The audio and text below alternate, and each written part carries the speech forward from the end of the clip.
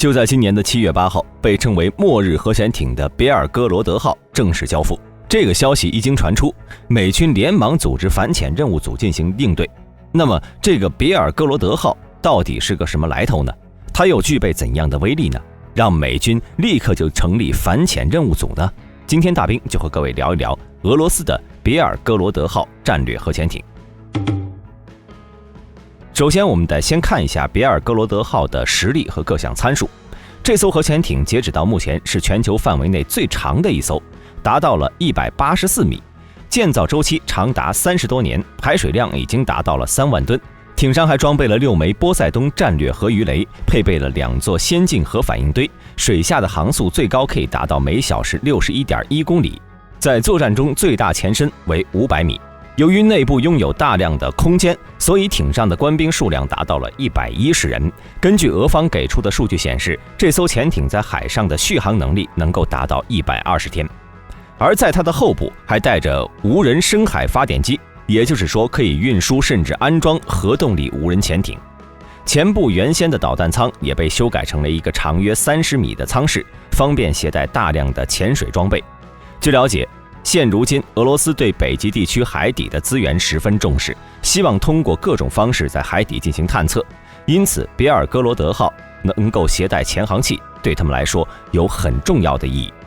当别尔哥罗德号通过以大带小的方式，在到达提前预设的深度之后，小型核潜艇就会继续下潜，通过自身的机械手臂对海底的物质进行抓取取样，工作结束之后重新回到大型潜艇上。也正是因为有这一项特殊任务在身，别尔哥罗德号还装备了机械吊臂、深潜器、小型电站等各种设备，同时还配备了最高端先进的电子系统。而除去核潜艇本身，它能被称之为末日核潜艇的关键原因呢，其实是它装备了6枚波塞冬战略核鱼雷。由于它本身就是核动力，还带有核装药，所以除了可以用来当作世人皆知的攻击性武器，可以充当载具在水下运载物资和人力。它在海底的极限前深最多能够超过1公里，而射程可以达到1万公里，并且它在水下还可以以每小时203.7公里的速度前进，同时还具备跨洲的打击能力。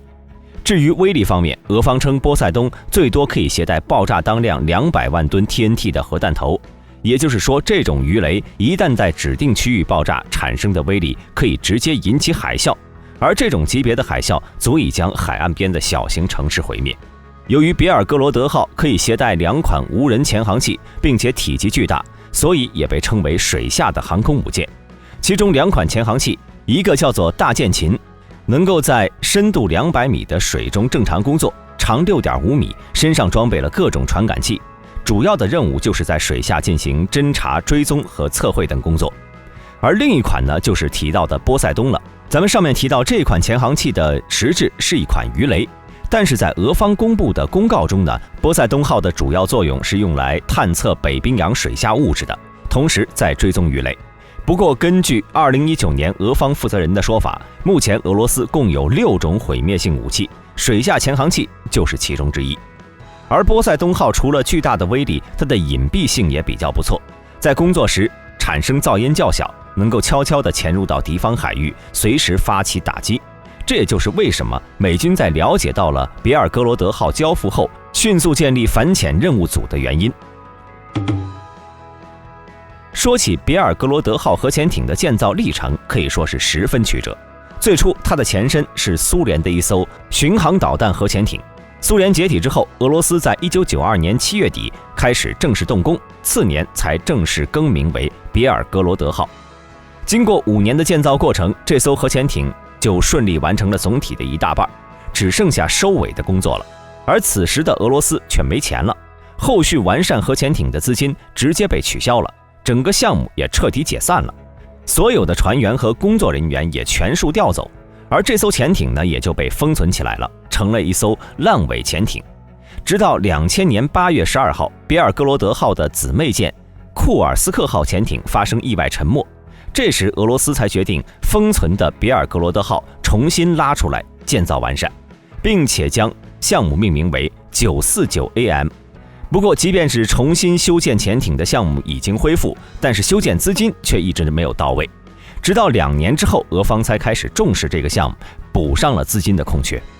看到这里的朋友可能会发出疑问呢，当时的俄罗斯不是已经有台风级核潜艇了吗？确实这样是没错，但是呢，台风级受限于之前的技术限制，内部的一些设计非常复杂，并且体积庞大笨重，同时它已经投入使用数十年，即便是拥有再多的优势，在保养和维修方面的支出就不算少。大兵之前看到过简单的换算，现在想要台风级继续服役，每年都需要支出大概2600万美元的维护保养费用。而现在的技术越来越先进，这笔钱呢，还不如放在更需要的地方。其次，台风级配备的239导弹也不再具有优势，不仅有着巨大的重量，甚至还会影响航程和速度。所以根据时代发展的要求，俄方对战略和潜艇的迭代升级十分迫切。那么既然没有了与之相配的导弹可供装载，核潜艇自然也就不必继续服役了。所以在2022年，台风级已经全部除役。好了，我们接着说比尔格罗德号。起初呢，它的尺寸那是无法放置波塞冬核鱼雷的，因此俄方特意将潜艇的长度向两边扩。目前各国投入使用的各类潜艇，不管是常规潜艇还是核潜艇，它们攻击一般都只有2种方式，即导弹或者鱼雷。比尔格罗德号之所以能让各国忌惮，就在于它将潜艇传统原始的攻击手段进行了创新，改用了波塞冬无人潜航器展开进攻。而波塞冬的出现，也就意味着俄方又多了一款打击海上大型舰队的武器，其中也包括航空母舰战斗群，甚至都不需要鱼雷击中目标，只要在目标附近爆炸，就可以将目标全部炸毁，所以也被称为航母杀手。而这种无人潜航器面世之后呢，便有不少军事专家进行过推算，他们认为类似于比尔格罗德号的核潜艇，很可能将会直接将航空母舰取代掉，也就是像曾经战列舰被取代掉一样。由于比尔格罗德号核潜艇上携带了波塞冬鱼雷这样的大杀器，因此也被认为是末日潜艇。而俄罗斯将其投入使用，目的就在于能够在核战争爆发的第一时间，对对手国家的沿海城市展开致命性打击。所以在比尔格罗德号刚交付，美军就组建了一支特殊的反潜任务组，主要的目的就是侦察俄方的动作。根据资料显示，这个反潜任务组代号为灰狼犬，组内一共有4艘驱逐舰，在第一时间就被派往了北大西洋，以最快的速度对其进行侦察和跟踪，获取更多信息。除此之外呢，也将尽力把来自俄方的威胁拦在门口。但是从目前俄方公布的信息来看呢，即使美军在第一时间做出了行动，单凭一个反潜小组很难将发射的波塞冬拦截。所以俄军在常规军事力量方面对比美军确实落后了一些，这点呢，我们可以从俄乌战争的局势就可以清晰地看出。所以如果从俄罗斯自己的立场来考虑，他们就必须从自己的长处来着手，扬长避短，加大在武器力量方面的投入和重视。而比尔格罗德号战略核潜艇和波塞冬战略核鱼雷就是这种战略的产物。其次，战略核鱼雷的威慑力相比洲际导弹会更有效，因为此前已经被证实了，洲际导弹在空中是可以提前拦截下来的，而且被拦截的概率还很大。早在美苏两国冷战期间，两国呢就已经开始了反导防御方面的研究，之后又过去了几十年，而美军的导弹防御系统的强大呢，不用多说，大家也都知道。比如说美军的萨德，在关键时刻不仅能够阻拦住中远程的弹道导弹，甚至射出大气层的洲际导弹也能够拦截下来。所以假设俄军继续发展洲际导弹，以此类空中武器用于威慑，效果并不大。正是在这种情况下，俄罗斯才决定从海上力量入手，制造战略核潜艇和鱼雷。那么美军如何才能解决这种威胁呢？大兵认为最好的办法呢，那就是首先得造出来类似的装备与其对抗。因为在美苏冷战时期，两个国家呢先后制造出了世界上最早的核鱼雷，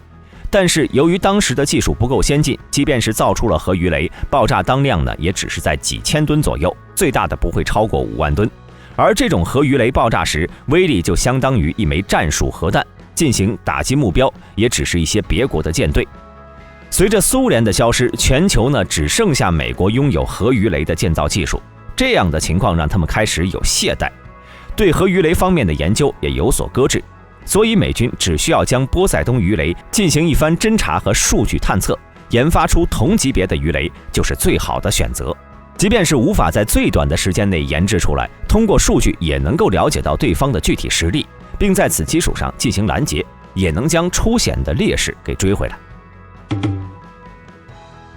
在比尔格罗德号战略核潜艇交付之后，网上也出现了不少关于波塞冬鱼雷的分析，甚至还有一家军事公司曾经对外表示，俄罗斯的新型核鱼雷不仅能够在不碰触打击目标的时候直接将目标摧毁，同时它还有另外的一个作用，那就是很有可能被俄海军当作无人侦察潜艇来使用。因为波塞冬鱼雷的体积够大，只要将前端的核弹头拆卸，就可以变成一个超高速的侦察机器，在海底悄无声息地进行间谍活动。而面对这样的杀器，美军只有2个选择，第一就是投入大量的资金，在同样领域尽快地研制出核鱼雷与俄方对抗；另外一个选择呢，就是升级现有的防御系统，能够达到成功拦截鱼雷，便也不会受到威胁。其实从技术上来看，美国对于核鱼雷的研制并不会有太大的问题，但是他们面临的真正问题并不是技术，而是资金。因为俄罗斯从2015年提出重启核鱼雷计划，到真正研制出来，整整用了8年的时间。在这段时间里呢，一定是有无数的资金往里面投入的。而目前美军的装备正面临大范围的升级，而要研发一款装备必定投入大量军费。可以肯定的是，国会必然会批准，不过具体会批准多少金额，那就不知道了。